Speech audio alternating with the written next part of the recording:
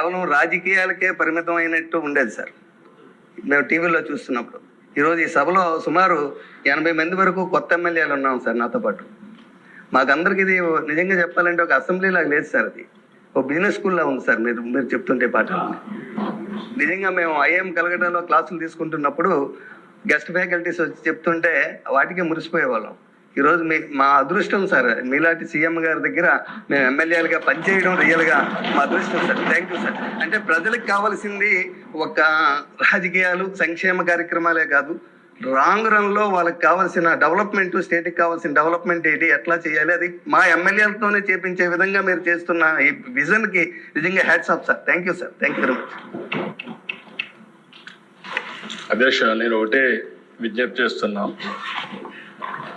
ఏదో నేను ముక్కుబడికి చెప్పడం కాదు. ఒక విధంగా ఆలోచిస్తే ఇక్కడ ఉండే ఎమ్మెల్యేలు అదృష్టవంతులు. నేను 78లో ఎమ్మెల్యేగా అయినప్పుడు చెప్తున్నా మీ అందరికీ, ఫస్ట్ టైం నేను ఎమ్మెల్యేగా అయితే అప్పుడు మా ప్రివిలేజెస్ ఏంటంటే 3 ల్యాండ్ లైన్ ఫోను ఎవరికైనా రికమెండ్ చేసుకోవచ్చు, ఫోన్ పెట్టుకోవడానికి. ల్యాండ్ లైన్ అది పనిచేయదు, అలాంటి ఫోన్ రికమెండ్ చేయొచ్చు. రెండోది 3 గ్యాస్ సిలిండర్లు రికమెండ్ చేయొచ్చు. మూడోది రైల్వే పాసులు. నాలుగోది జీపు. ఎక్కడి నుంచి తమిళనాడులో ఇది ఒక సెంటర్ ఉంది, ఆవిడ నుంచి ఒక జీప్ ఇస్తారు. ఆ జీప్ నడవదు, దాన్ని లాక్కొచ్చి రిపేర్ చేసుకుంటే అప్పుడు రోడ్లన్నీ కూడా ఎక్కడ కూడా కార్లు పోయే రోడ్లు కాదు, ఆ రోడ్లకి ఈ జీపులు పనికొస్తాయి. అందుకని ఆ జీప్ ఇచ్చేవాళ్ళు అధ్యక్ష. ఈరోజు అధ్యక్ష ఆర్టీసీ బస్సులో సీటే. ఇప్పుడు అధ్యక్ష ఆ స్టేజ్ నుంచి ఈరోజు ప్రపంచంలోనే నెంబర్ 1 దేశం అయ్యే పరిస్థితుల్లో మనం ఆలోచిస్తున్నాం. 4వ అతిపెద్ద ఆర్థిక వ్యవస్థ, 1 yearలో 3వ ఆర్థిక పెద్ద వ్యవస్థ. ఈరోజు ఒకప్పుడు అమెరికా అంటే మనందరం భయపడేవాళ్ళం. ఇప్పుడు అమెరికా అన్నా ఏ దేశం అయినా మేము కూడా సమానమైన చెప్పే పరిస్థితికి వచ్చామంటే అది భారతదేశం సాధించిన ప్రగతి. ఇవన్నిట్లో నేను వాచ్ చేస్తూనే ఉన్నా. ఏ అవకాశాన్ని వచ్చినా నేను వదిలిపెట్టాను. అది నాకు ఫస్ట్ నుంచి అధ్యక్ష. ఆ అవకాశాలు ఉపయోగించుకున్నాం కాబట్టి ప్రజలకు కూడా బెనిఫిట్ అయిన ఐటీ వచ్చింది, నేను స్టార్ట్ చేశాను. రిఫార్మ్ వచ్చింది, ఎవరు మాట్లాడకపోతే నేను మాట్లాడాను. ఫస్ట్ టైం దావోస్కు చాలా మందికి రిజర్వేషన్ ఉంటే నేను ఓపెన్గా వెళ్ళాను. ఇండస్ట్రీ అనే వాళ్ళతో మాట్లాడకపోతే నేను ఇండస్ట్రీని ప్రమోట్ చేయడం కోసం సిఐఐ పార్ట్నర్షిప్లు పెట్టాను. దానివల్ల దేశం మనకు లాభం అంటే సంపద సృష్టిస్తేనే పేదరికాన్ని నిర్మూలన చేయగలుగుతాం. మీ జీవితంలో మీరు ఒకటే గుర్తుపెట్టుకోండి, కొత్తగా వచ్చిన ఎమ్మెల్యేలు అందరూ ఉన్నారు, చాలా మెజారిటీ ఉన్నారు.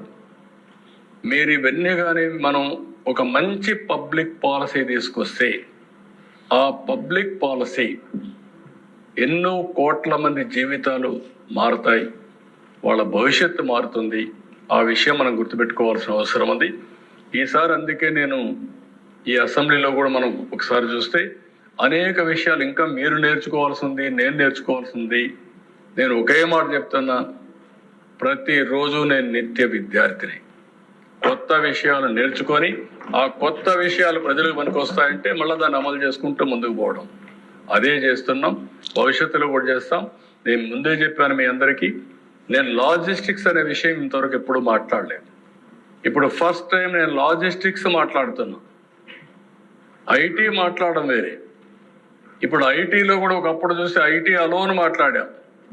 ఇప్పుడు real time governance, integration, quantum valley, quantum computing, ఇవన్నీ మనం మాట్లాడే పరిస్థితికి వచ్చాం. ఒకప్పుడు ఎనర్జీలో నేను రిఫార్మ్స్ తీసుకొచ్చా. ఒక మాటలో చెప్పాలని నేను అధికారం పోగొట్టుకున్నా. నన్ను అందరూ అన్నారు, లేనిపోయింది పట్టుకున్నావు నువ్వు, ఊరికి అనవసరం కదా అన్నారు. కాదు, ఎవరో ఒకరు లీడ్ చేయకపోతే కరెక్ట్ కాదంటే నేను ఆ రోజు విద్యుత్ శక్తి రిఫార్మ్స్ తీసుకొచ్చి 2004లో నేను దెబ్బతిన్నా. కానీ నాకు ఒక సాటిస్ఫాక్షన్, ఈ దేశంలో రిఫార్మ్స్ తీసుకొచ్చిన వ్యక్తుల్లో మొదటి వ్యక్తి నేనే. పవర్ సెక్టర్ రిఫార్మ్స్ తీసుకొచ్చాం. ఫస్ట్ రెగ్యులేటరీ కమిషన్ కూడా పెట్టాం. First regulatory commission. దాంతోనే మీరు చూస్తే first power project Jegurupadu by GVK, first airport Hyderabad green field, first flight Dubai to Hyderabad Emirates. ఇలాంటివి అనేక విషయాల్లో మనం ముందుకు పోయాం. టెలికమ్యూనికేషన్స్ అన్నీ ముందుకు పోయాం. ఈరోజు ఆ ఫలితాలు వస్తున్నాయి. ఈరోజు మనం వేసే అడుగు 2047కి మళ్ళీ చెప్తున్నా, మీ మనసులో గుర్తుపెట్టుకోవాలి, మీ మైండ్లో ఉండాలి.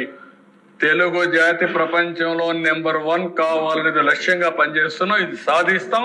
మీరు రాసి పెట్టుకోమని మళ్ళా కోరుతూ, I'm very happy to associate with all of you. Youngsters చాలా మంది ఎమ్మెల్యేలు ఉన్నారు. మీరు శాశ్వతంగా ఎమ్మెల్యేలుగా ఉండాలంటే పనులు చేయడం ఎంత ముఖ్యమో ప్రజలతో అనుసంధానం కావడం కూడా అంతే ముఖ్యం. అది చేస్తే ప్రజలు ఎప్పుడు మనతో ఉంటారు. నేను ఒకేసారి ఓడిపోయా, ఆసారి తప్ప ఇక్కడ అన్ని ఎలక్షన్లో గెలుస్తూ వచ్చాను. కాబట్టి మీకు కూడా ఇది ఒక మంచి అవకాశం. ప్రజాసేవ చేసే ప్రతి ఒక్క వ్యక్తిలో మనం కరెక్ట్గా ఆలోచిస్తే మనకు ఒక పేరుంటుంది, ప్రజలకు మనం మంచి చేసే అవకాశం ఉంటుంది. అది గుర్తుపెట్టుకోవాల్సి కోరుకుంటూ, వండర్ఫుల్ ఎక్స్పీరియన్స్. నాకు కూడా ఇంతమంది కూర్చోవడం అనేది అసెంబ్లీలో చాలా సార్లు